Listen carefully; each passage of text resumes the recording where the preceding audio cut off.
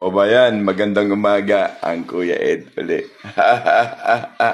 Ito hindi to pang-asar. Ito viral. Viral ito. Magandang umaga pong muli no, sa aming mga ah, taga-supporter. No? Yung supporter ni Kuya Ed na nag-aalala. Marami pong salamat. Kahit hindi nyo po ako kaano-ano, pero nag-aalala kayo. Marami pong salamat. At nagpapasalamat din po yung aking pamilya na sa inyo pong ika nga pakikiisa at ika nga sa inyo pong mga assessment tungkol po sa aking ika nga alam niyo na kakaedad. Parang bumabalik po yung ating bumbunan.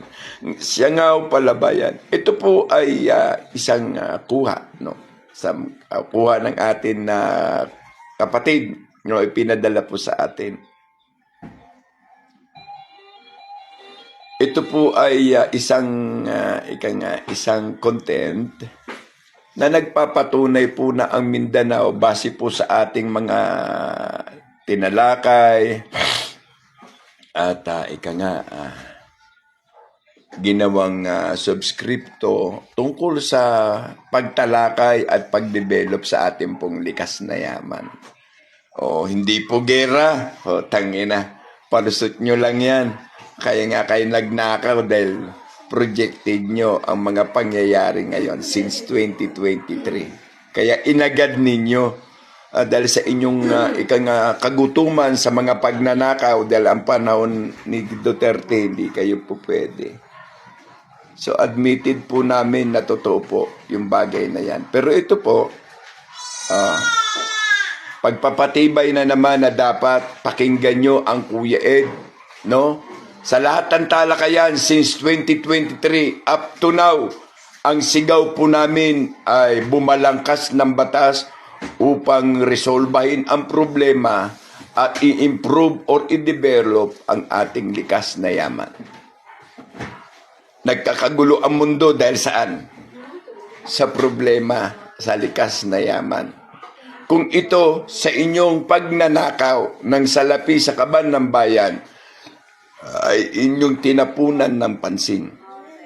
Kahit po mawala na ang Middle East sa mapa ng mundo, hindi po tayo magkakaroon ng problema.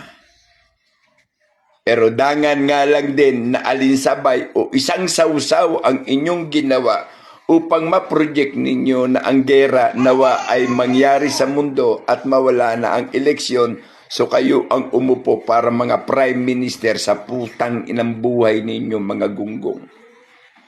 Lalo ka na, Marcos.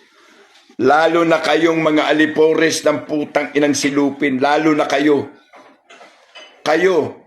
Magmula kay Marcos, kay Romualdez, titignan pa namin at babalansin namin ang katotohanan kung si Saldico ay isa lamang magiging witness o armed din ito para magtagumpay ang pagpaplano ng dalawa, si Romualdez at si Marcos. Wala talaga kayong ginawang mabuti sa Pilipinas, mga putang inanyong Marcos at Romualdez.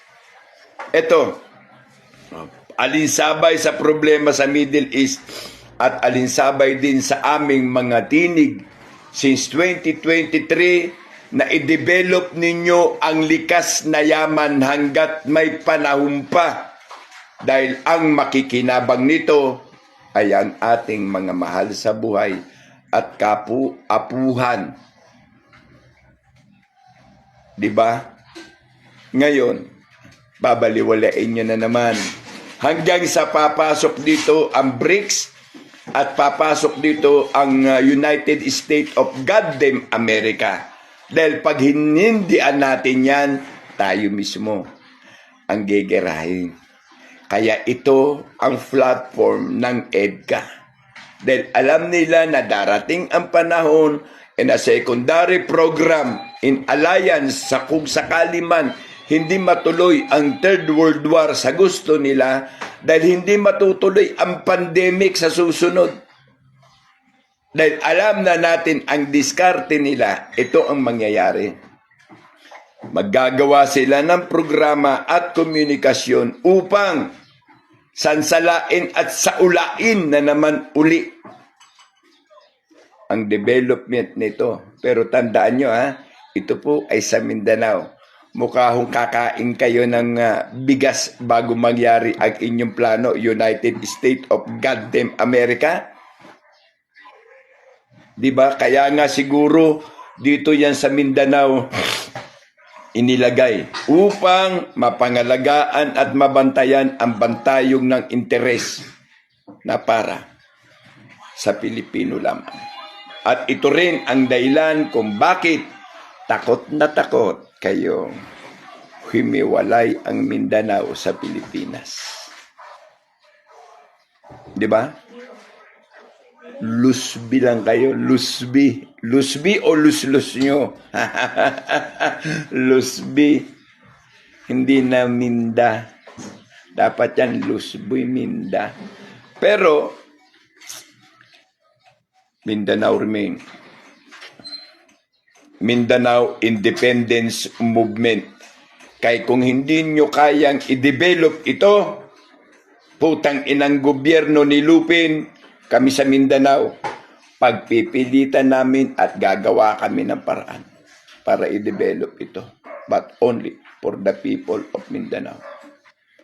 Not for you, goddamn Lupin.